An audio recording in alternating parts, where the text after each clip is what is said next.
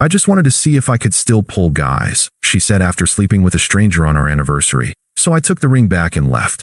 Now she's alone, and every mutual friend sided with me. Hey viewers, before we move on to the video, please make sure to subscribe to the channel and hit the like button if you want to see more stories like this. Thanks. I didn't think I'd be the guy writing one of these stories. But here we are. My ex-fiancée told me, word for word, I just wanted to see if I could still pull guys. She said that like it was normal. Like it was just some harmless, flirty detour, not something that detonated 4 years of my life. It happened on what should have been a big day for us, our anniversary. I had booked a weekend getaway. I wrote her a handwritten letter, something I did every year. There was even a little gift, nothing flashy, just a necklace with a charm shaped like the lake we took our first trip to. But she never showed up to dinner that night. She texted an hour before. Hey babe, I'm feeling kind of off today. Just exhausted. Can we do something chill tomorrow instead? That wasn't like her. Emily loved dressing up. She loved anniversaries. She used to count down to them like holidays. So yeah, I was a little thrown off. But I wasn't suspicious, not yet. I told her it was fine, that I'd keep the weekend plans open in case she felt better the next day. She sent a heart emoji and told me she loved me. 2 hours later, she was tagged in someone's Instagram story by a girl we both knew, a casual mutual. They were out, at a bar. And Emily was not dressed like someone having a girl's night. Short black dress, heels, perfect hair.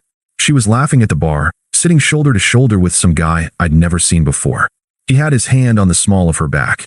My stomach dropped. But I didn't blow up her phone. I didn't comment. I didn't even text her. Instead, I sat there, alone in the apartment I had spent 2 weeks cleaning and decorating for our low-key night, with her favorite wine still unopened and the letters sitting on the coffee table. I didn't sleep that night. She came back the next morning at around 11. Hair messed up, hoodie half-zipped, same heels from the night before in her hand. She didn't expect me to be there. Oh, you're still home? She asked, like she walked in on me watching TV, not like she'd just ghosted our anniversary.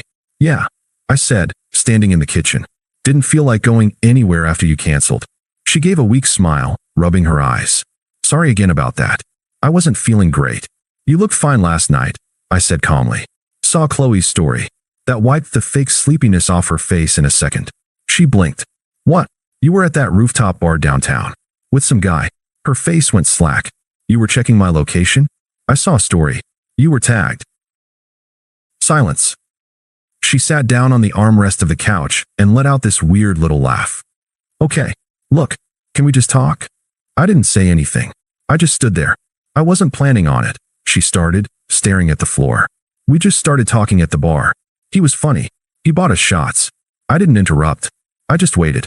She looked up, eyes wide like she was trying to read me. I don't even know his last name.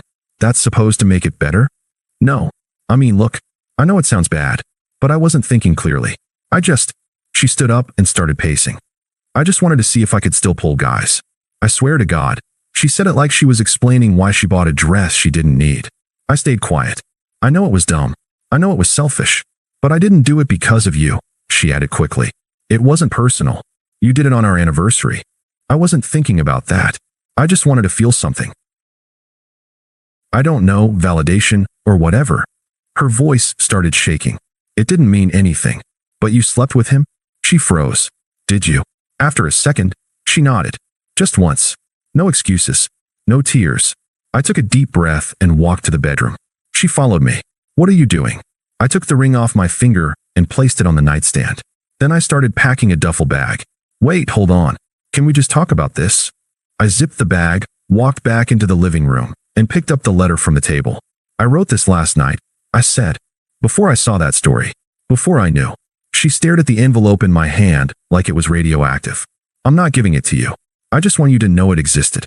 She opened her mouth to say something. I think she was going to cry, maybe say she was sorry. But I was done. You're right, I said, walking toward the door. It didn't mean anything. Not to you. And I left. I didn't go to a friend's place. I didn't call my brother. I didn't text anyone. I just drove. For hours. No music. No phone calls. Just the sound of the road and my thoughts spinning like a broken record. I kept thinking about that line. I just wanted to see if I could still pull guys. She said it like she was talking about trying on a jacket. Like I was some comfortable old sweater she could hang back up after playing dress up with strangers. That night, I booked a month-to-month rental through a corporate housing site. Studio apartment, basic furniture, too clean to feel like home. But I didn't want home. I just needed somewhere without her in it. I didn't block her right away. I think part of me was still in shock. I kept staring at her contact, waiting for, I don't know, an apology that actually felt like one. Not some weak excuse soaked in ego and cowardice.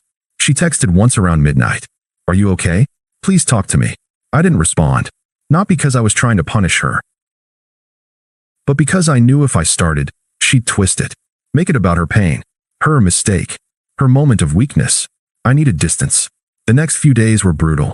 Waking up in a different bed, eating fast food because I couldn't bring myself to grocery shop, watching the news just to drown out the silence.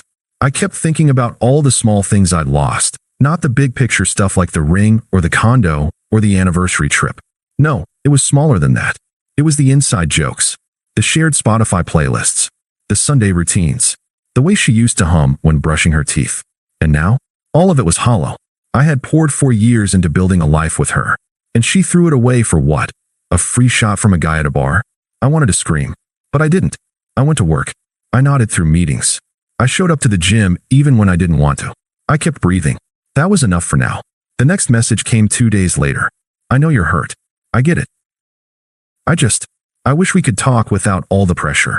You're not even giving me a chance. Still calm. Still not sorry. I didn't answer. A few hours later, she sent a photo of the letter, the one I'd left behind on the table. She hadn't even opened it. Just took a picture with the caption, I haven't read this. Should I? I turned off notifications after that. I didn't need to hear her pretend to care. A week went by. Then the texts turned sharper. You're seriously going to ghost me after 4 years? So that's it. One mistake, and you're just done. You're acting like a child. You can't even have an adult conversation. It always amazes me how fast guilt turns into anger when you don't make yourself available for someone's comfort. I didn't answer a single one. That Saturday, I went back to the condo to grab the rest of my things. She wasn't home, or if she was, she stayed hidden. I had changed the locks on my own devices and unlinked my name from the lease. Quietly, cleanly, and legally, I found the anniversary gift still sitting on the table, unopened, untouched, just like the letter. I left the key on the counter and walked out without looking back. No dramatic confrontation, no screaming match, no begging or closure, just silence. And in that silence, I finally started to feel something close to peace. It took less than 2 weeks for the truth to spread. Not because I told anyone. I didn't post anything, didn't rant to the group chat, didn't go on some vengeance tour. But the thing about betrayal is, it never stays quiet. Especially when the person who committed it still thinks they're the victim. It started with Chloe, the friend who'd posted the story that night. I guess she didn't realize she was outing Emily until it was too late. A mutual friend, Jenna, messaged me a few days later. Hey, was that Emily and Chloe's story with some dude on your anniversary? I didn't lie. I just replied, yeah, I left. That's it. No details. But apparently, that was enough. Mutuals started putting the pieces together. A few of them texted me separately, saying they were so sorry or shocked she'd do something like that. I didn't respond to most of them, not out of bitterness. I just didn't care anymore. But word got back to Emily. I know that because I got another message from her, this time a voice note. Her voice was sharp, defensive. If people are talking about me, it's because you let them. You could have just kept this private, but no, you had to make me look like a monster. I didn't respond. Again, but karma was already moving. Quietly, efficiently. The first real hit came from her roommate, Tasha. She and Emily had shared the condo since I left. A week later, I heard through Jenna that Tasha had moved out suddenly, told friends she couldn't live with someone who nukes their own relationship and then plays the victim. Then came the guy from the bar. Turns out, he wasn't some charming mystery fling. Just a guy who liked taking drunk girls home and ghosting them the next day. She messaged him after and got no reply. A week later, he was hooking up with one of her coworkers. That's when she found out he knew she had a fiancé that night and bragged about it. Ouch. But it got worse. Emily tried to play damage control, posting vague, inspirational quotes on Instagram like, sometimes people leave because they're not strong enough to grow with you. And not everyone will understand your journey. Comments were quiet. Likes were low. A few of her usual enablers even unfollowed her. Word had spread further than she realized. Then I got a call from my sister. Emily called me. What? I asked. Yeah. Out of nowhere. Said she wanted to clear the air. I told her not to ever contact me again. Apparently, she tried our mom too. Said she just wanted to explain what really happened. My mom's response: "Sweetheart, if you have to explain your cheating, it probably did happen." After that, I blocked her number. A couple weeks later, Jenna texted me again. "So, Emily showed up crying at Chloe's party last night. Said she misses you. She was wasted. Thanks for the update," I replied. That's all. I didn't care to know the details. But she kept talking anyway. She told everyone you were being dramatic. But then she started crying and said you were the only person who ever actually knew her.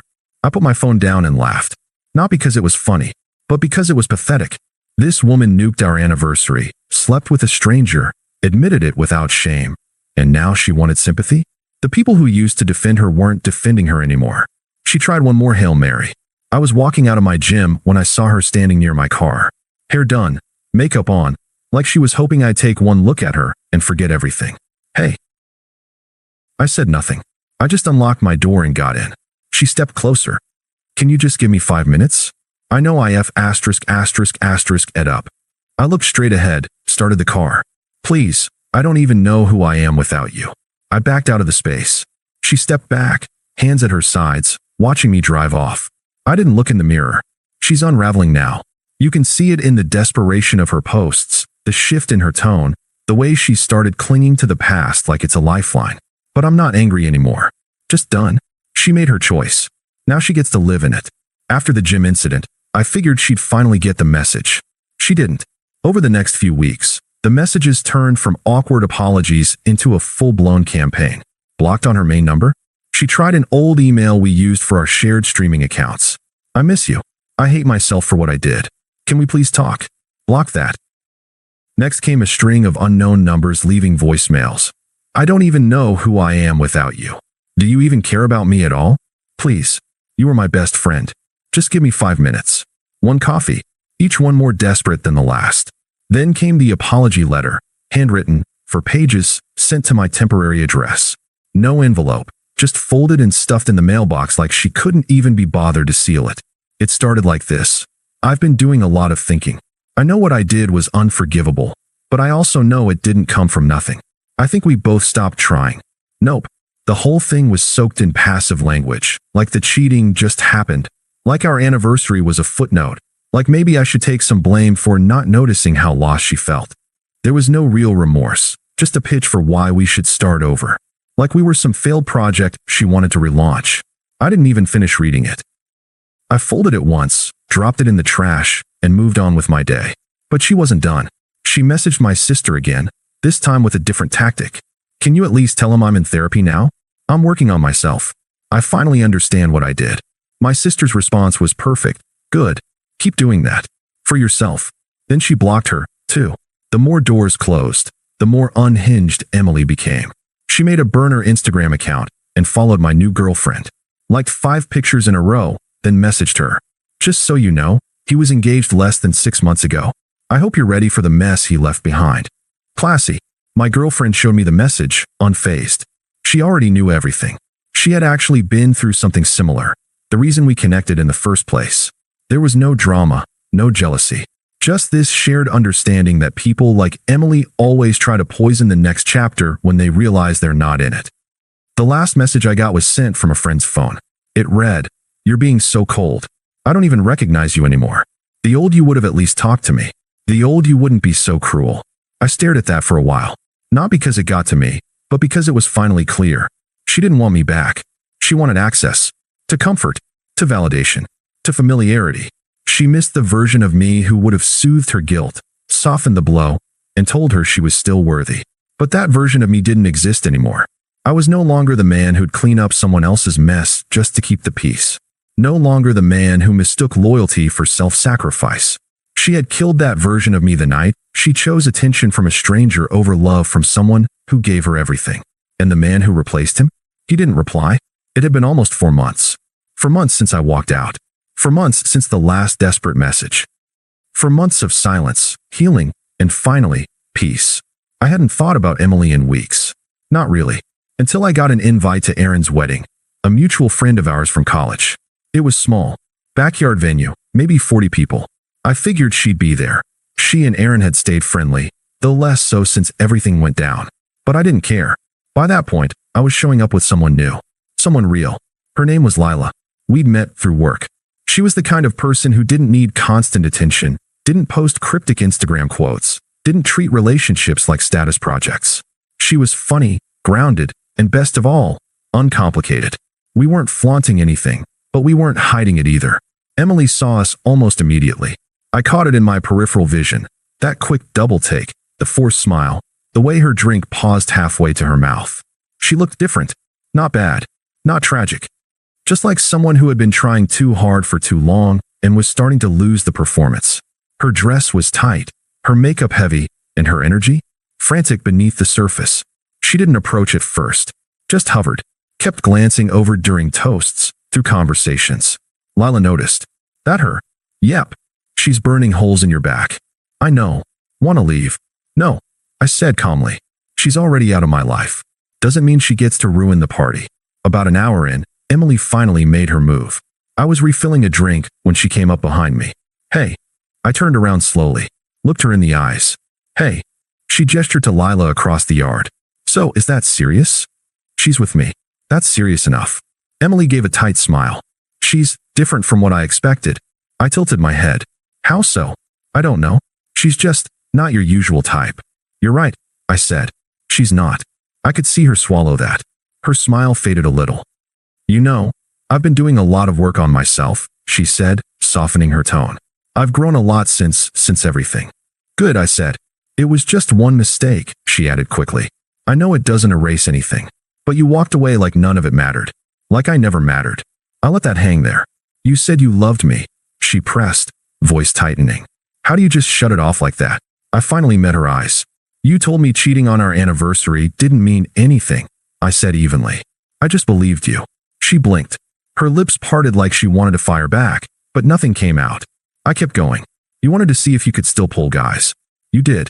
You got your answer. And now you're upset because I'm not the one left picking up the pieces. She stepped back slightly, arms folding across her chest. That's not fair. No, I said. What's not fair is thinking love is a thing you get to test like a fire alarm and expect it to keep working after you've smashed it. She stared at me, jaw clenched, eyes glassy. I thought you were safe, she whispered. I thought you'd always be there. That was your first mistake, I said.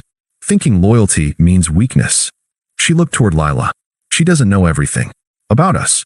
She knows enough, I said. And she knows I'd never let her feel the way you made me feel that night. Emily took one long breath. Then the mask slipped.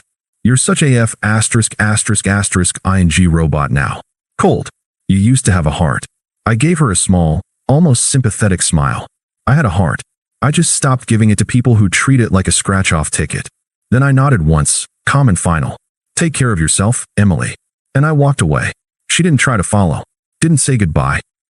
She just stood there, half fuming, half crumbling, as I rejoined Lila, took her hand, and walked toward a new chapter with someone who actually valued what I gave. From across the yard, I heard one of the guests whisper to another, "Damn, that was brutal." But it wasn't. It was clarity. It was the clean break I didn't get that night she blew up our anniversary. And this time, everyone saw it. Thanks for watching. Make sure to subscribe to the channel and hit the like button. What do you think about this story? Share it in the comments.